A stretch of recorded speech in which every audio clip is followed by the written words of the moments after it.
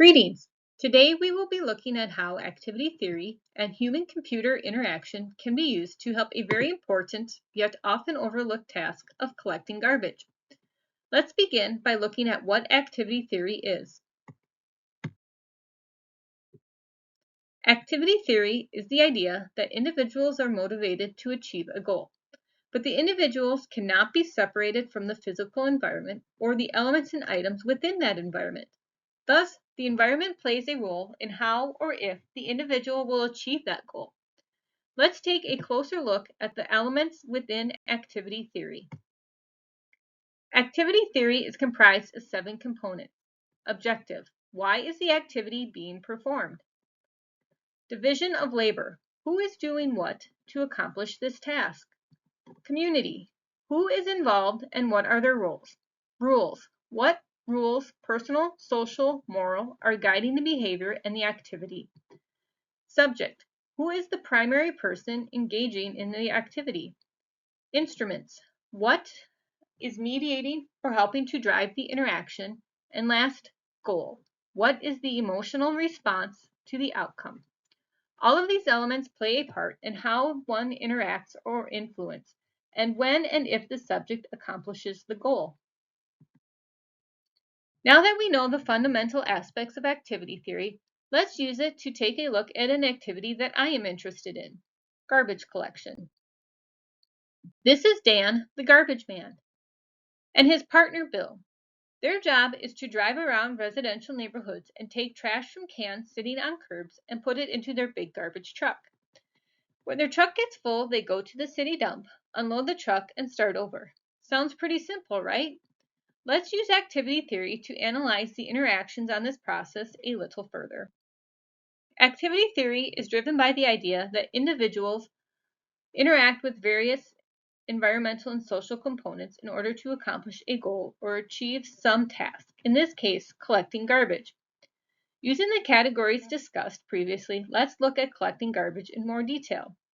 We'll start by identifying the subjects. In this case, the two obvious ones are Bill and Dan. But what about the residents in the community? They play a role in this process. The objective is to put the trash from the trash cans into the truck. But what about other underlying factors, such as wanting to maintain a clean neighborhood or providing a vital service to the community? The division of labor starts when residents put their trash cans on the curb the night before the pickup is scheduled. Dan and Bill then divide the labor by driving the truck, running the controls inside the truck, and emptying the garbage cans. What is going on within the community as the garbage is being picked up also needs to be considered. Are there kids walking to school that require extra attention from the driver? Are the cars driving to work paying attention so they do not hit the garbage truck or the garbage man? Rules that govern how the work is done and how things interact within the environment. Again, the rules can start long before the trash gets to the curb. With rules about how residents should separate their waste, corporate rules are also a part of this. How Bill and Dan conduct themselves on the job, when they take breaks, and even state or federal rules, such as needing a CDL license to drive the garbage truck or how much the truck can weigh while being on public roads. At last, the instruments. These items are also part of the interaction. Things such as the garbage truck, the garbage cans, mechanisms on the truck, GPS systems for mapping the route. All of these items interact and work together to help Bill and Dan accomplish their goal. Now that we have looked at the components of activity theory through an example, let's break that example down one step further. Dan and Bill are starting their morning garbage route. Dan's goal for today is to get all the trash cans emptied on their route by 3 p.m. To do this, Dan will get out of the truck and empty the trash cans, while Bill stays in the truck, operating the controls and driving. They program their GPS to give them the shortest route in hopes that this will help them achieve their goal. Dan is also counting on Bill to follow all the rules and procedures that help ensure a smooth shift, such as knowing when to smash the garbage to prevent the compactor from jamming, watching for traffic to ensure no fender benders, and staying the course provided by GPS so that no house gets missed, resulting in them having to backtrack. Dan is also relying on people within the community to follow the rules about not overfilling the garbage cans, having the garbage cans properly placed at the curb, and ensuring waste is separated correctly, so Dan himself does not have to take the time to do it. Yes, lots can go wrong in one day.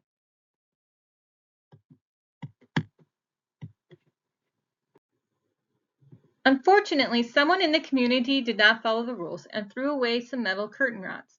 This jammed the compactor, indicated by the warning lights in the truck and alarms outside the truck. Dan and Bill had to pause their route, go back to headquarters to get a new truck, while the mechanics tried to remove the jammed curtain rod, causing them to miss their 3 p.m. deadline. While this example highlights the process of activity theory and demonstrates the importance of the interactions, what role does human-computer interactions play in all this? Human-computer interaction focuses on how we as individuals interact with not just computers, but technology in general. The technology demonstrated in this example focuses on the use of GPS to plan a route, automation of truck processes such as arms for collecting or picking up cans, or the compactor for smashing the trash. Even having a scale on the truck to ensure the truck maintains a safe weight for the roads in accordance with DOT rules and regulations.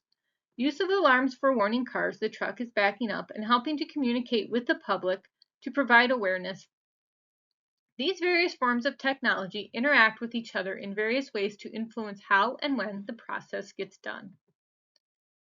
Human-computer interaction is not just about the technology in the truck itself. Here is a picture of a control panel for a garbage truck. Using computer simulations, engineers and designers, through the use of human factors and ergonomics, can perform simulations of how control panels should be designed to increase efficiencies within the process, as well as identify potential for human errors, reduce problems within the system.